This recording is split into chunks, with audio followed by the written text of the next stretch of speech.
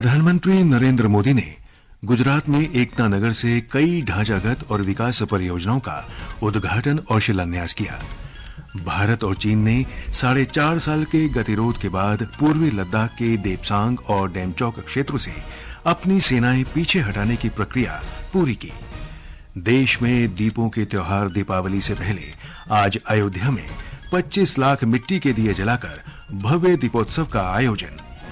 Railway ने त्योहारों के दौरान यात्रियों की भीड़ को देखते हुए हजारों विशेष ट्रेनें चलाईं। मौसम विभाग ने तमिलनाडु, पुदुचेरी, केरल, कराईकल और माहे में अगले 3 दिन भारी बारिश का अनुमान व्यक्त किया। और स्पेन के पूर्वी वालेंसिया क्षेत्र में अचानक आई बाढ़ से कम 64 लोगों की मौत। समाचार संध्या के साथ मैं रवि कपूर। प्रधानमंत्री नरेंद्र मोदी ने गुजरात के एकता नगर में आज शाम 2080 करोड़ रुपए से अधिक लागत की अनेक आधारभूत विकास परियोजनाओं का उद्घाटन और शिलान्यास किया। प्रधानमंत्री गुजरात के 2 दिन की यात्रा पर गए हुए हैं, जहां उन्होंने आरंभ 6.0 में 99 कॉमन फाउंडेशन कोर्स में भारत की 16 सिविल सेवाओं और भूटान की 3 सिविल सेवाओं के 653 अधिकारी प्रशिक्षुओं को संबोधित किया।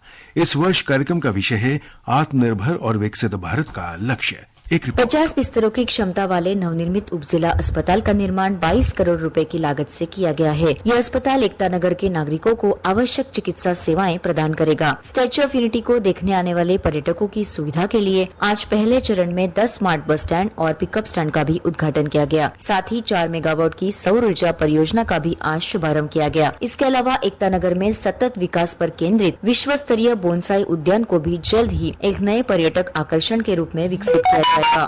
इस परिसर में सरदार सरोवर बांध अनुभव केंद्र की भी स्थापना की जा रही है, जिसमें 6 दीर्घाओं के माध्यम से बांध के संचालन और इसके परिवर्तनकारी प्रभाव को प्रदर्शित किया जाएगा। अपर्णा खूंट, आकाशवाणी समाचार, अहमदाबाद।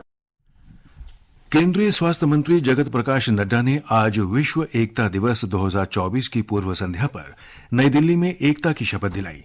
स्वास्थ्य राज्य मंत्री प्रताप राव जाधव, स्वास्थ्य सचिव पुण्य सलीला श्रीवास्तव और वरिष्ठ अधिकारियों ने शपथ ली।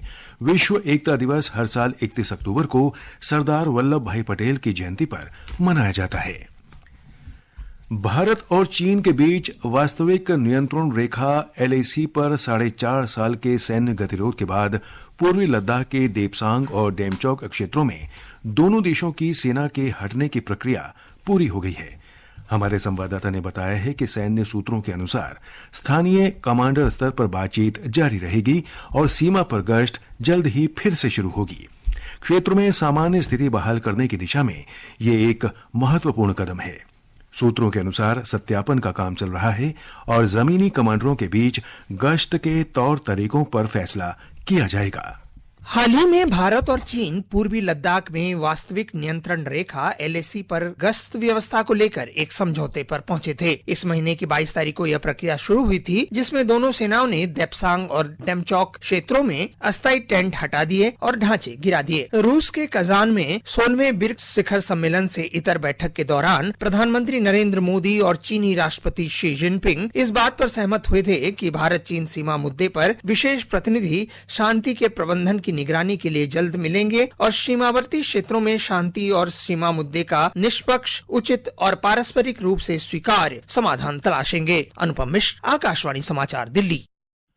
ये समाचार हमारी वेबसाइट www.newsoneir.gov.in और हमारे न्यूज ऑन EIR ऐप पर भी उपलब्ध हैं। समाचार संध्या में आपका फिर स्वागत है। उत्तर प्रदेश सरकार ने आज दीपोत्सव पर राम की पैड़ी समेत अयोध्या के 55 घाटों पर 25,12,000 से अधिक दिए जलाकर 7वां गिनीज वर्ल्ड रिकॉर्ड बनाया।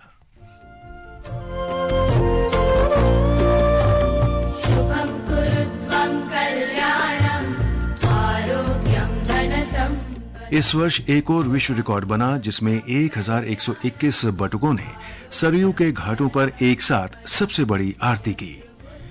केंद्रीय संस्कृति एवं पर्यटन मंत्री गजेंद्र सिंह शेखावत, उत्तर प्रदेश के मुख्यमंत्री योगी आदित्यनाथ, कई अन्य कैबिनेट मंत्री और बड़ी संख्या में संतों ने इस कार्यक्रम में भाग लिया। श्री योगी ने कहा कि दीपोत्सव न केवल अयोध्या और उत्तर प्रदेश के लिए एक बड़ा आयोजन बन गया है, बल्कि देश और दुनिया के लिए भी एक अनूठा आयोजन बन गया है। एक रिपोर्ट। दीपोत्सव में केंद्रीय मंत्री गजेंद्र सिंह शेखावत ने कहा कि भारत के प्रति दुनिया का नजरिया बदला है। जिस गति से देश आगे बढ़ा है, उससे पूरी दुनिया भारत की ओर देख रही है। भारत के ज्ञान, परंपरा, योग, आयुर्वेद और संस्कृत को आज पूरी दुनिया में मान्यता मिल रही है। भगवान श्री राम के मंदिर की स्थापना के बाद भारत का सौभाग्य फिर से उदय हो रहा है। आज का दीपोत्सव हमारे लिए संकल्प का दिन है कि हम इस देश को दुनिया का सबसे शक्तिशाली, समृद्ध और सक्षम देश बनाएंगे। अयोध्या की बदली हुई छवि आज दुनिया को अपनी ओर खींच रही है। मुख्यमंत्री और केंद्रीय मंत्री गजेंद्र सिंह शेखावत ने श्री राम मंदिर में पूजा अर्चना की और सरयू आरती में भी शामिल हुए। इस अवसर पर एक भव्य ड्रोन और लेजर शो भी आयोजित किया गया। ओम अवस्थी, आकाशवाणी समाचार, लखनऊ। भारतीय रेलवे दीपावली और छठ पूजा के त्योहारों के दौरान यात्रियों की भीड़ को देखते हुए हजारों विशेष रेलगाड़ियां चला रहा है। रेल मंत्री अश्विनी वैष्णव ने बताया कि इस वर्ष रेलवे यात्रियों की सुविधा के लिए पिछले वर्ष की तुलना में 2500 अतिरिक्त रेलगाड़ियां चला रहा है। इस साल 7000 ट्रेन्स रन की जा रही है छठ और दीपावली के लिए स्पेशल ट्रेन्स, यानी करीब करीब 2 लाख लोग एक्स्ट्रा डेली ट्रैवल कर पाए, वो व्यवस्था की जा रही है। हमारे संवाददाता ने बताया है कि प्रमुख स्टेशनों पर अतिरिक्त टिकट काउंटर बनाए गए हैं।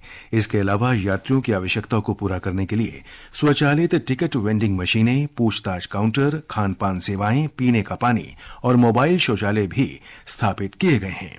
रेलवे स्टेशनों पर सुविधाओं के बारे में उत्तर रेलवे के मुख्य जनसंपर्क अधिकारी हिमांशु शेखर उपाध्याय ने कहा कि रेलवे ने भीड़ को व्यवस्थित करने के लिए कई प्रबंध किए हैं। हमारा जो अनरिजर्व और रिजर्व पैसेंजर है उसको हम लोगों ने सेग्रीगेट कर दिया है ताकि क्रिस क्रॉस मूवमेंट न हो। सिक्योरिटी स्टाफ की भी संख्या में करीब करीब 30% की वृद्धि की गई है। स्पेशली महिला रक्षा कर्मियों की संख्या भी बढ़ाई गई है। दीपावली के त्योहार के दौरान संभावित आग की घटनाओं से निपटने के लिए दिल्ली अग्निशमन विभाग ने व्यापक प्रबंध किए हैं। उधर प्रमुख अस्पतालों ने दीपावली को देखते हुए घायलों के उपचार के लिए विशेष प्रबंध किए हैं। राम मनोहर लोहिया अस्पताल में अग्नि दुर्घटनाओं के रोगियों के लिए आपातकालीन वार्ड बनाया गया है। अखिल भारतीय आयुर्विज्ञान संस्थान एम्स के बर्न विभाग के अध्यक्ष डॉक्टर मनीष सिंघल ने आकाशवाणी को बताया कि घायलों को समय पर उपचार उपलब्ध कराने के लिए विशेष तैयारी की गई है। अगर किसी चलने का कुछ शिकायत हो जाए उसके लिए हमने काफी तैयारी, हमने में वार्ड में इमरजेंसी में बेड खाली रखे हैं और हमने एडिशनल डॉक्टर, नर्सेज और टेक्निकल मैन पावर को डेप्यूट किया है। हमने सारा अपना जो हमको लगता है कि ड्रेसिंग का सामान और जो दवाइयां उसको हमने स्टॉक किया है। महाराष्ट्र में एक ही चरण में होने वाले विधानसभा चुनाव और झारखंड में दूसरे चरण के लिए आज नामांकन पत्रों की जांच की गई। मतदान 20 नवंबर को होगा। महाराष्ट्र विधानसभा की 288 सीटों के लिए कुल 7,995 उम्मीदवारों ने नामांकन भरा है। नांदेड़ लोकसभा उपचुनाव के लिए 56 उम्मीदवारों ने पर्चा भरा। कांग्रेस सांसद वसंत राव चौहान का अगस्त में निधन हो जाने के कारण इस सीट पर उपचुनाव कराया जा रहा है। झारखंड में विधानसभा चुनाव के दूसरे चरण के लिए नामांकन पत्रों की जांच पूरी हो गई है। इस चरण के लिए 634 उम्मीदवारों ने नामांकन पत्र भरे हैं। दूसरे चरण में 20 नवंबर को 38 निर्वाचन क्षेत्रों में मतदान होगा। उम्मीदवार 1 नवंबर तक अपना नामांकन वापस ले सकते हैं। हमारे संवाददाता ने बताया है कि पहले चरण के चुनाव के लिए नाम वापसी की प्रक्रिया आज पूरी हो गई। पहले चरण के लिए 743 उम्मीदवार चुनाव मैदान में हैं। 43 विधानसभा क्षेत्रों में 13 नवंबर को मतदान होगा। वोटों की गिनती 23 नवंबर को होगी। इस बीच जांच अभियान के दौरान अब तक 21 करोड़ से अधिक की अवैध सामग्री और नकद राशि बरामद की जा चुकी है। नक्सल प्रभावित इलाकों में शांतिपूर्वक चुनाव संपन्न कराने के लिए कॉम्बिंग ऑपरेशन जारी है। आकाशवाणी समाचार के लिए कृष्ण कुमार लाल। कर्नाटक में 3 विधानसभा क्षेत्रों में होने वाले उपचुनावों के लिए नामांकन पत्र वापस लेने के अंतिम दिन आज कुल 19 उम्मीदवारों ने अपना नामांकन वापस ले लिया। नामांकन वापस लेने के बाद अब अंतिम मुकाबले में 45 उम्मीदवार रह गए हैं। उधर केरल में वायनाड संसदीय क्षेत्र में 16 प्रत्याशी चुनाव मैदान में रह गए हैं। भारतीय जनता पार्टी ने कहा है कि निर्वाचन आयोग ने कांग्रेस पार्टी के आधारहीन आरोपों का जिस प्रकार दो टूक जवाब दिया है, उससे पता चलता है कि कांग्रेस सत्ता के लालच में खुलेआम अनर्गल अभियान चला रही है। नई दिल्ली में संवाददाताओं से बातचीत में पार्टी प्रवक्ता डॉक्टर सुधांशु त्रिवेदी ने कहा कि ये दुर्भाग्य है कि कांग्रेस संवैधानिक संस्थाओं को नीचे दिखाने और अपमान करने का प्रयास कर रही है। ये समाचार आकाशवाणी से प्रसारित किए जा रहे हैं। ताजा समाचार जानने के लिए आप हमारे social media handle x@AIR news Hindi को फॉलो कर सकते हैं। समाचार संध्या में आपका फिर स्वागत है। रक्षा मंत्री राजनाथ सिंह ने कहा है कि लगातार सैन्य और कूटनीतिक प्रयासों के कारण भारत और चीन आम सहमति पर पहुंचे हैं और आम सहमति के माध्यम से सीमा पर शांति बहाल करने के लिए ऐसा करना जारी रखेंगे। आज रात तेजपुर के बड़ा खाना में सैनिकों को संबोधित करते हुए श्री सिंह ने कहा कि भारत हमेशा अपने पड़ोसियों के साथ सौहार्दपूर्ण संबंध रखने में विश्वास रखता है। प्रधानमंत्री नरेंद्र मोदी ने कहा है कि वडोदरा में C-295 विमान विनिर्माण परिसर का उद्घाटन भारत की रक्षा और विमानन यात्रा का एक ऐतिहासिक मोड़ है। उन्होंने सोशल मीडिया प्लेटफॉर्म लिंक्डइन पर भारत की रक्षा क्रांति ने उड़ान भरी शीर्षक से लिखे पोस्ट में देश के रक्षा और एरोस्पेस क्षेत्र में महत्वपूर्ण उपलब्धि पर अपने विचार साझा किए हैं। पूर्वी स्पेन के वेलेंसिया क्षेत्र में अचानक आई बाढ़ में कम से कम 64 लोग मारे गए हैं। कल हुई मूसलाधार बारिश के कारण अचानक बाढ़ आ गई, जिसमें कारें बह गईं, रेल लाइनें और राजमार्ग बाधित हो गए तथा सड़कें और कस्बे जलमग्न हो गए। दुर्गम क्षेत्रों में खोज अभियान जारी रहने के कारण मृतकों की संख्या बढ़ने की आशंका है। सरकार ने बचाव कार्यों के समन्वय के लिए एक संकट समिति की स्थापना की है। मौसम विभाग ने अगले 2 से 3 दिनों के दौरान तमिलनाडु, पुडुचेरी, कराईकल, केरल, माहे और दक्षिण आंतरिक कर्नाटक में मूसलाधार बारिश का अनुमान जताया है। तटीय आंध्र प्रदेश, यनम, तेलंगाना और रायलसीमा में भी गरज और बिजली के साथ हल्की से मध्यम बारिश होने की संभावना है। मौसम विभाग ने बताया है कि उत्तर पश्चिम भारत और मध्य भारत के कुछ हिस्सों में सामान्य से अधिक तापमान की प्रवृत्ति अगले 1 सप्ताह तक जारी रहने की संभावना है। हमास ने कहा है कि गजा पट्टी में स्थायी युद्ध विराम के लिए किसी भी समझौते या विचार के प्रति उसके विकल्प खुले हैं। कल हमास के एक वरिष्ठ अधिकारी ने कहा कि समझौतों या विचारों में गजा पट्टी से इजरायली सेना की वापसी, नाकाबंदी हटाना, राहत सहायता और आश्रय के प्रावधान सहित कैदियों की अदला बदली का समझौता भी शामिल होना चाहिए। संयुक्त अरब अमीरात सरकार की एमनेस्टी 2024 योजना कल समाप्त होने वाली है। इस योजना के अंतर्गत निर्धारित सीमा से अधिक समय तक रहने वाले विदेशियों को अपनी वीजा स्थिति को नियमित करने या बिना दंड के देश से बाहर निकलने का अवसर प्रदान किया जाता है। दुबई में भारत का महावाणिज्य दूतावास इस प्रक्रिया में भारतीय प्रवासियों की सक्रिय रूप से सहायता कर रहा है। भारतीय मिशन ने योजना शुरू होने के बाद से अब तक कुल 2275 आपातकालीन प्रमाण पत्र जारी किए हैं।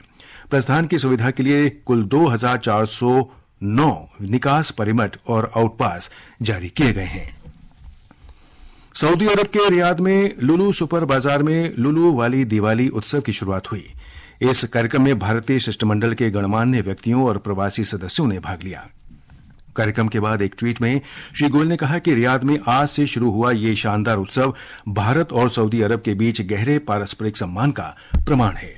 अंत में मुख्य समाचार एक बार फिर। प्रधानमंत्री नरेंद्र मोदी ने गुजरात में एकता नगर से कई ढांचागत और विकास परियोजनाओं का उद्घाटन और शिलान्यास किया।